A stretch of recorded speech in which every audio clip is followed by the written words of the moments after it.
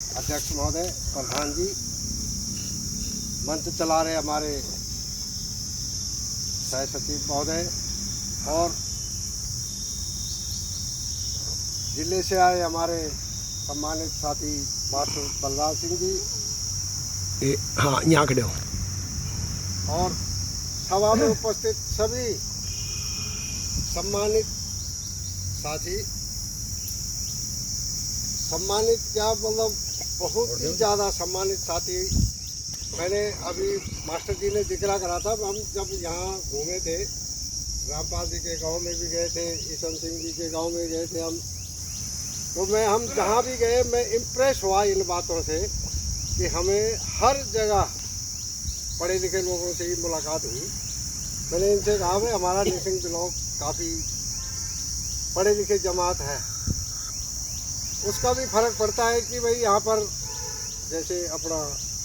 साहपुर है, JBT college है और जगह जगह स्कूलों में पहले इधर से जो मंत्री रहे होंगे उन्होंने इस एरिया में ध्यान दिया काफ़ी मतलब। तो साथियों बात आ रही थी कि भाई हमारा संगठन की बात है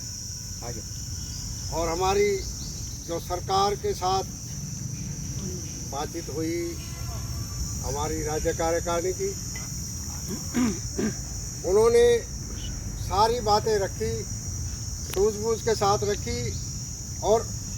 अपनी मांगों के लिए। और मांग क्या है कि भाई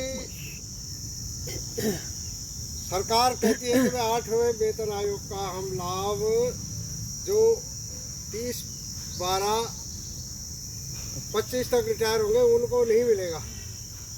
जो 1/1/2026 के बाद रिटायर होंगे उनको तो शायद के लिए लड़ाई लड़नी है। वे हमें जो वेतन आयोग का है या हमारी बुढ़ापा पेंशन है या मतलब वही बात आ गई ना कि भाई पढ़े लिखे लोग तो हैं पर उन्होंने अपनी पढ़ाई भी और अपनी उम्र भी सारी महकमे में लगा दी ना, उसका हमें मतलब इतना सा उन्होंने फ़ायदा दिया था कि भाई तुम बुढ़ापे में 2 रोटी चैन की खा लोगे, और आज उसको भी खोसने की हो रही है।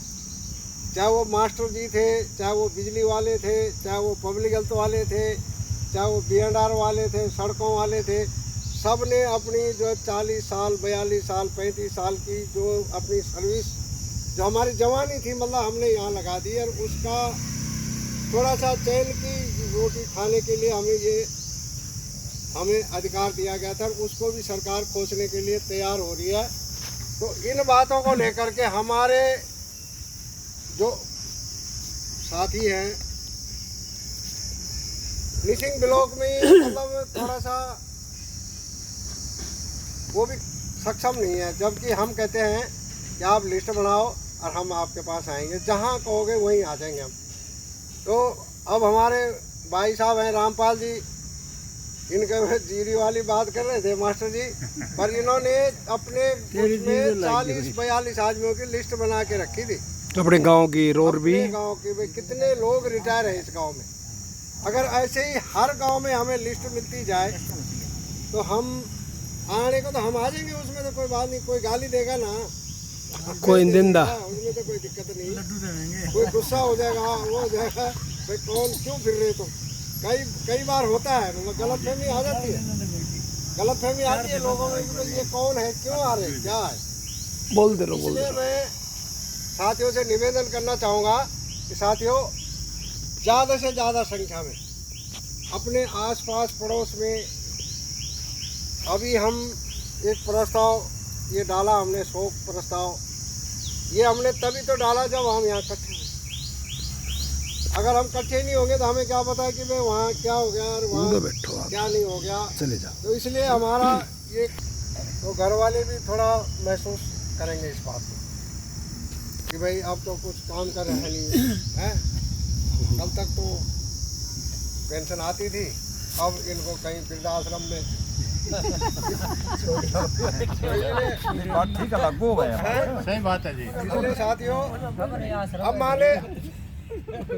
बात है कि भाई खेत में जाना है, तब तो हम खेत में जाने जोगे भी गोटे भी काम नहीं करेंगे आगे अब तो चीरी लुवंदा है तो अब तो कहीं चौपाल में बैठ गए, वो कहेंगे भाई सारा दिन तो बैठ के आवे ताश खेल के और शाम को आ जाएगा। तो इसलिए हमें घर में भी परेशानी होगी और अपनी ज़िंदगी में भी परेशानी होगी। इसके लिए हमें ये संगठन बहुत ज़रूरी है। इस संगठन के लिए हमें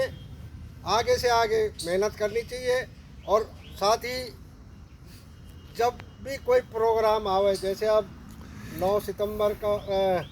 9 जुलाई का